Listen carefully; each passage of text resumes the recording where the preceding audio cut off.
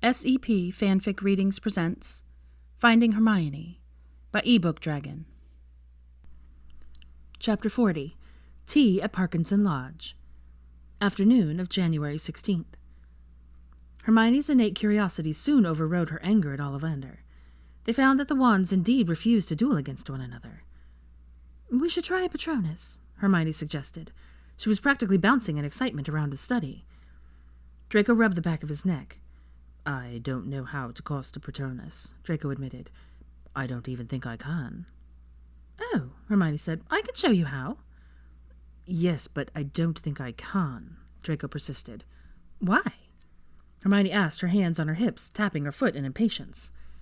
Draco wondered if she was being deliberately obtuse or if she had forgotten in her excitement. Draco decided to err on the side of caution and decided that she'd probably forgotten.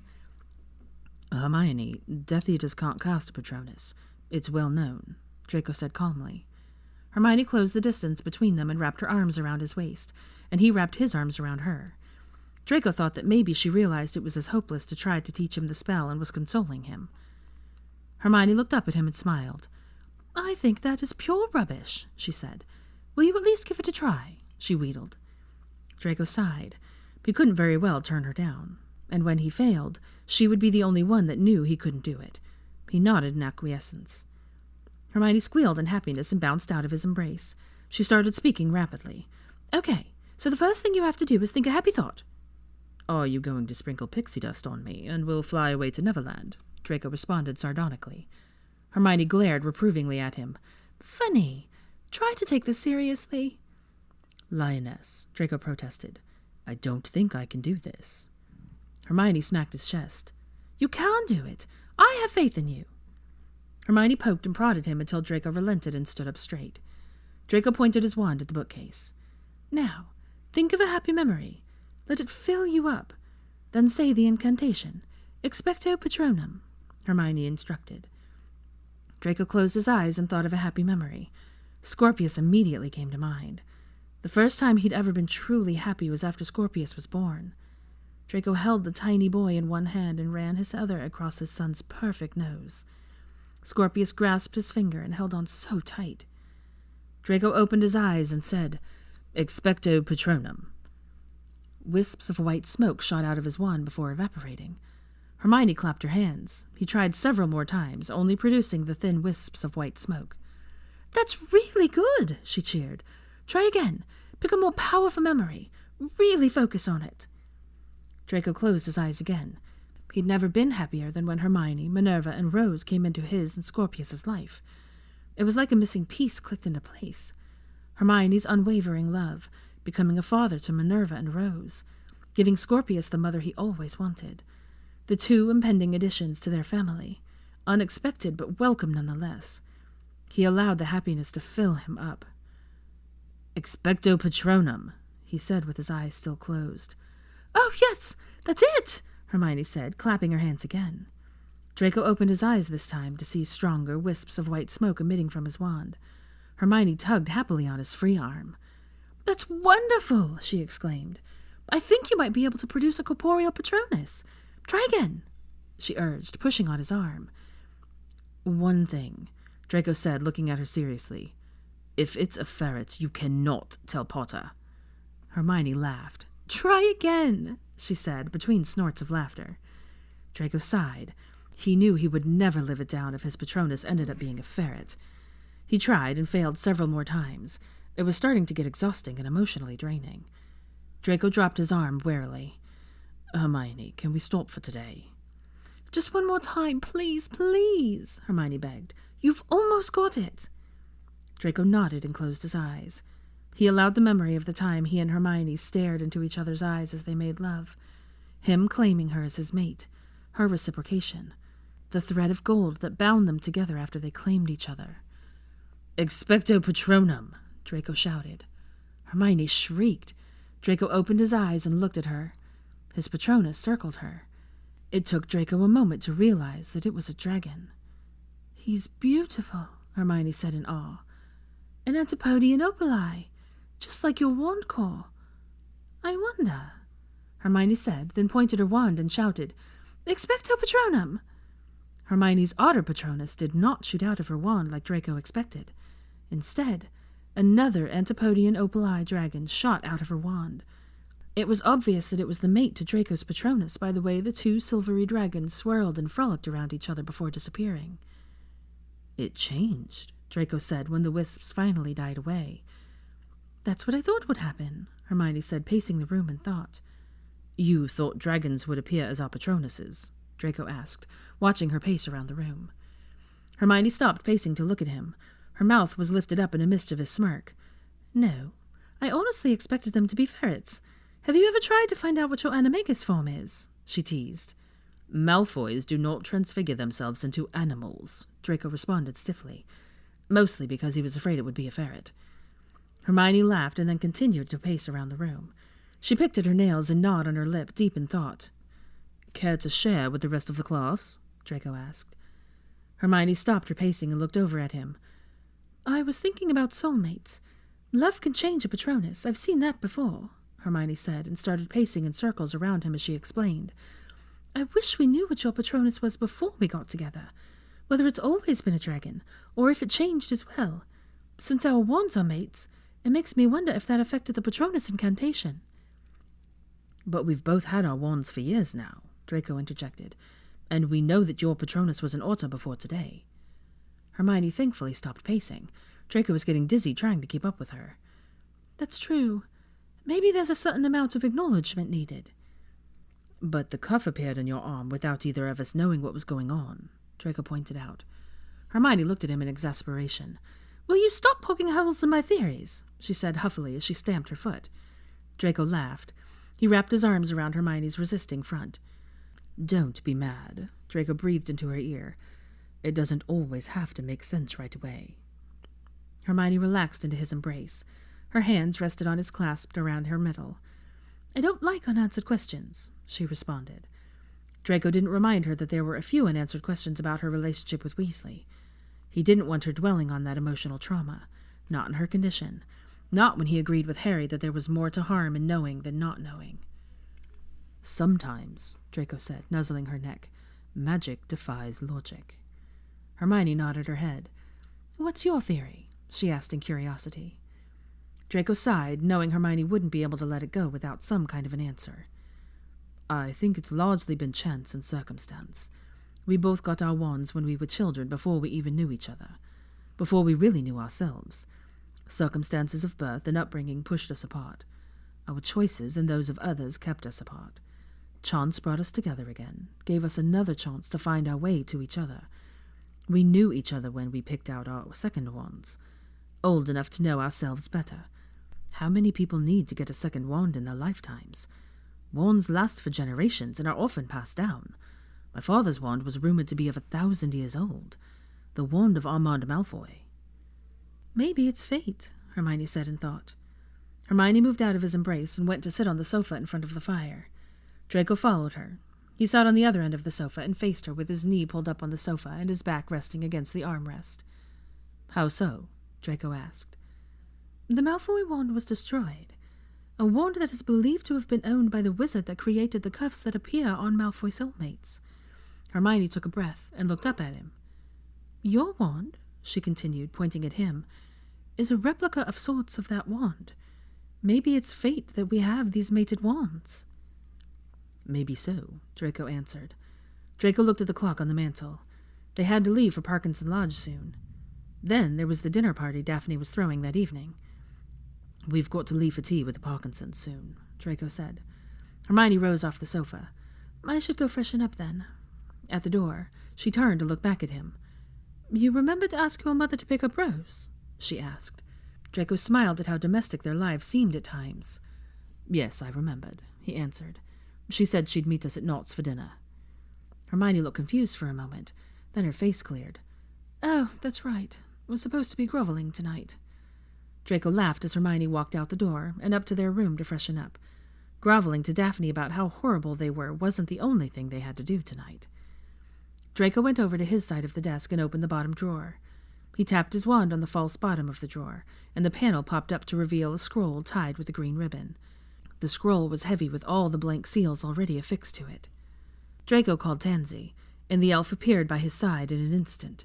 He handed the elf the scroll. "Take this to Theo, please, Tansy. Tell him to keep it safe for me, but not to open it, or he'll ruin the enchantments on it," Draco instructed Tansy. "Yes, Master Draco," Tansy said cheerily, and was gone with a snap of her fingers. The receiving room of Parkinson Lodge was like many in large, ancestral pureblood manors. All were meant to impress the importance of the family that owned the manor. Parkinson Lodge was no different in this instance. Draco and Hermione stepped out of Parkinson's fireplace into the black and white checkered marble floor. Paintings of important Parkinson ancestors adorned the walls in their gilt frames. A rather imposing portrait of Perseus Parkinson, who was the Minister of Magic from 1726 to 1733, held the place of honor directly across from the fireplace. Draco rather hoped that Perseus kept his anti-Muggle sentiments to himself. It simply wasn't done to incinerate a painting while a guest in someone's home. Posy Parkinson saved her husband's ancestral painting by gliding into the room. And by gliding, Draco meant clomping in her stiletto heels like a Clydesdale. Despite her daughter's fashion success, Posy had never managed to look good walking in heels. Draco imagined it grating on Pansy's nerves that her mother persisted in wearing the heels. The peach dress she wore, though, was flattering on her voluptuous figure. Posy held out a manicured hand to Draco and Hermione. "It's so wonderful to see you both," the witch gussed in a raspy voice. Draco grasped the manicured hand and kissed the air over her bejeweled fingers, causing the woman to simper. "Very lovely to see you again, Mrs. Parkinson." Draco released Posy's hand and turned her attention to Hermione. "Allow me to introduce you to Hermione Granger." "Silly boy," Posy chided him with a wave of her hand. "We met at the ball." Posy leaned forward and kissed the air beside each of Hermione's cheeks. "Lovely to see you again, darling. You are simply glowing. You must tell me what skin charms you use." Posy hooked an arm through Hermione's and steered her out of the room, the pair of them looking slightly inebriated as they crookedly made their way out of the receiving room to the solarium, where the Parkinsons traditionally took tea. Jonathan Parkinson stood with his back to them by one of the large windows. Judging by the smell of tobacco and flowers in the air, Draco guessed that John was trying to have a discreet smoke while his wife was away. Draco saw a cloud of smoke drift past the window before John turned with a smile. Jonathan Parkinson was a rotund man with a definite receding hairline. He wore a black pinstripe vest over a white long-sleeved shirt. A bit of ash had landed on the front of his vest. He came forward to shake Draco's hand in greeting. "Good to see you, my boy, good to see you," John greeted exuberantly while he pumped Draco's hand. "It's good to see you again, Mr. Parkinson," Draco responded with a smile. "Thank you for inviting us to tea." More quietly, he said, "Dust off your vest." John looked down and noticed the bit of ash clinging to his vest. He brushed away the ash and winked conspiratorially at Draco. John then turned his attention to his wife and Hermione admiring Posy's roses growing in an ornate planter by one of the windows. "I see you've brought the great Hermione Granger with you." John boomed to gain the attention of the ladies. John crossed the room and lifted Hermione's outstretched hand to kiss the air over it. "Lovely to see you again, Mr. Parkinson," Hermione said, smiling at the man. Posy led them over to the spindly Victorian sofas facing each other in the middle of the room. The uncomfortable-looking sofas were upholstered in white and gold damask, and looked like they would fall apart if anyone dared to place their posterior on one of them. Draco tried to look casual as he perched on one of the sofas, ready to catch Hermione should he hear any threatening cracking noises. The sofa across from them seemed to bear the weight of the portly Parkinsons with ease, leading Draco to believe that the fragile-looking furniture was magically reinforced. A house elf wearing a pastel pink girl's party dress walked into the solarium pushing a tea cart. The elf placed a platter of macaroons, biscotti, and chocolate biscuits on the table between the two sofas. "Tulip," Posy addressed the elf, "would you please be a dear and pour for us?" "Of course, mistress," Tulip said in a high, chirpy voice. The four of them talked of inconsequential things as Tulip prepared and handed them their tea. The weather, a dragon sighting off the coast of Wales, the Puddlemere keeper that ran off with a tavern barmaid. Tulip handed Hermione a cup whose contents were very different than everyone else's, and very similar to the tea Hermione now drank at home. When Hermione looked questioningly at the elf, Tulip exclaimed brightly, "Tansy tells me this afternoon that mistress needs special tea so as not to hurt the babies. Tulip made mistress's favorite tea for her." "Oh," Hermione said, turning a bit pink. "Thank you very much, Tulip." Tulip bobbed a curtsy, oblivious to the uncomfortable air that hung over the room, and left them to their tea. Draco looked over at the Parkinsons, expecting to see censure in their expressions. Posey looked pleased, not necessarily pleased that Hermione was pregnant, but more like pleased that she had gossip that the other witches in her social group did not have, and she couldn't wait to tell them. John, on the other hand, looked relieved, which Draco thought to be odd. "Well, my boy, that explains why you're pushing this divorce bill through. Can't have the Malfoy progeny born on the wrong side of the blanket," John guffawed good-naturedly. Posey smacked her husband's arm with the back of her hand. "Jonathan," she said in mock exasperation. Draco then realized in an instant why John looked so relieved to find out about Hermione's pregnancy. While Jonathan Parkinson might want a divorce for his daughter, he didn't necessarily want the entire wizarding community to know that it was because Pansy's husband was gay. Jonathan Parkinson didn't want any negative attention that revelation might cause tainting his daughter. Draco took Hermione's free hand. The blush was fading from her cheeks. He squeezed her hand, hoping she'd understand and play along. "Yes," Draco said.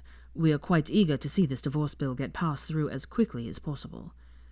Posey leaned forward eagerly. "Did I hear Tulip correctly when she said babies? As in more than one?" Hermione placed a hand on her abdomen. "Draco and I are expecting twins," Hermione said happily, as if she were imparting this information to her cherished aunt. "Such a blessing," John beamed. "And when are you due?" Posey asked. "The healers say around early September," Hermione said, fudging the timing a little bit. Hermione leaned forward and said conspiratorially, "They'll be born right around the same time as our friend's baby. Harry and Ginny are expecting their third around June." Posey Parkinson practically glowed at this juicy bit of gossip. She had gossip on the newest Potter edition before even the prophet had started to speculate. "Of course, we are keeping this news to our close friends and family for the time being, since carrying twins is considered a complicated pregnancy," Hermione said, not adding the implied "and you," thus giving the impression that the Parkinsons were, of course, included in their close circle of friends. "That's quite wise," Posey said sympathetically, as if she thought Hermione was fragile, though maybe the look from her was sense of shared loss. Hermione steered the conversation with Posey to all things baby-related. Draco's mind boggled listening to the two women natter on about morning sickness, food cravings, or how Pansy apparently had the hiccups all the time in utero. John interrupted the two ladies. "I think I'll take Draco for a turn around the kennels." Draco followed John out of the Parkinson solarium and across the snow-covered lawn to the large converted stables tucked in the back corner of the lawn. A fenced-off area surrounded the kennel, though all of the doors leading outside were closed because of the cold. John opened the door of the kennel, and he and Draco stepped inside out of the cold. The sound of yapping Krupps greeted them. The horse stalls were now converted into spacious areas for litters of Krupp puppies. The puppies crowded around the doors to their stalls, yapping madly for attention. The puppies eventually grew bored with the two wizards and went back to their own games, some with their small forked tails wagging. "So you'll marry the girl as soon as this divorce bill passes?" John asked with a paternal air. "Yes, sir," Draco answered, "as soon as we can get the wedding planned." "And how many votes can you count on?" John asked. 10, Draco answered. John looked astonished by the news. 10, you say? How'd you get so many?" "Hermione's friends and my friends make up the majority of the council, even if they don't always go to meetings. I've convinced them to take a more active part in our government over the recent months," Draco answered, trying not to sound smug as he delivered the news. John looked impressed. "That's still not 2/3 majority if everyone shows up," John said. "That's true," Draco allowed. "Hermione and I were hoping to gain your support." Draco wandered away from John further into the kennel. "Hermione's had a very difficult time," Draco said, barely loud enough to be heard over the sound of the Krupps. "Yes, I imagine it isn't easy finding out your spouse cheated on you," John said. "I'm afraid it was more than just cheating," Draco said, not elaborating further. "Then, with the attack and his trial, I'm afraid it has been very stressful for Hermione." "Not very good for a pregnant woman to be subjected to such environments," John added supportively. "And there are her daughters to think about as well," Draco added solemnly, picking up a small white puppy with brown patches on its ears and feet. The Krupp's forked tail wagged happily as Draco pet the dog. "They'll need a strong father figure now," John said pompously. "Certainly one that can provide better for them than a Weasley." Draco set the puppy back down in its stall with its litter mates. He had to hide the grin on his face from John. The discussion was going much better than he had hoped. Scorpius, of course, adores Hermione, Draco added with a small smile. So sad for a boy to be without a mother for so long, John said. Of course, I'm sure your mother did the best she could. Oh, my mother was a godsend, Draco said. We would have been completely lost without her. Of course, it's not the same, though, Draco sighed. John nodded sympathetically. A man is in need of a wife's softening influence to make life more bearable. I'm so glad you understand, Draco said, looking at Jonathan Parkinson as if he'd found a kindred spirit. John clapped his hand on Draco's back warmly. Of course I understand. I am a family man, much like yourself. John led the way out of the kennels. Let it never be said that Jonathan Parker refused to help a woman and her children in need, John intoned, waving a plump finger in the air. Draco sagged in pretend relief and turned away as if overcome by emotion. They all had their parts to play, after all. You have no idea the weight you've lifted off my shoulders, Draco said with emotion. I'm happy to help my boy, John said, gripping Draco's shoulder tightly. They returned to the solarium. Hermione and Draco took their leave of the Parkinsons. Hermione promised to return with Draco's mother for tea at a later date. Draco flopped down on the sofa at Spinner's End, pleased with the way things had gone at the Parkinsons. Everyone had gotten something by the meeting. Posy Parkinson had juicy gossip that would no doubt be making the rounds of high society by the end of the week. Draco really needed to warn Harry and Ginny. Jonathan Parkinson got to look like he was helping Draco and Hermione get their happy ending, without having to reveal his own true intentions. Draco and Hermione got the vote they wanted. Draco kissed Hermione's temple as she sagged down beside him, giggling slightly. You would have made an admirable Slytherin, he praised her. Not as good as the lion you're turning out to be, Hermione said, kissing him before he even had a chance to pretend that it was an insult.